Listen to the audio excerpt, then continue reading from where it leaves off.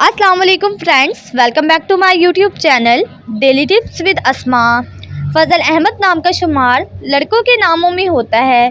फ़ज़ल अहमद एक इस्लामी नाम है। फ़ज़ल अहमद नाम की इब्तदाई तारीख अरबी ज़ुबान से निकलती है। फ़ज़ल अहमद नाम के लड़कों के लिए खुशकिस्मत नंबर 9 माना जाता है। फ़ज़ल अहमद नाम के लड़के बहुत अक्लमंद होते हैं।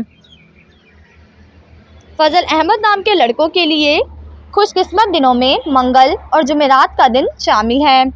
फ़ज़ल अहमद नाम का मतलब है बख्शिश, तारीफ़ किया हुआ। फ़ज़ल अहमद नाम के अफराद के लिए मुवाफ़िक़ पत्थरों में रूबी पत्थर शामिल है। फ़ज़ल अहमद नाम के लड़कों में ज़्यादातर समझदार लड़के पाए जाते हैं। फ़ज़ल अहमद नाम के अफराद के लिए मुवाफ़िक़ रंगों में सुर्ख और बनफशी रंग शामिल है।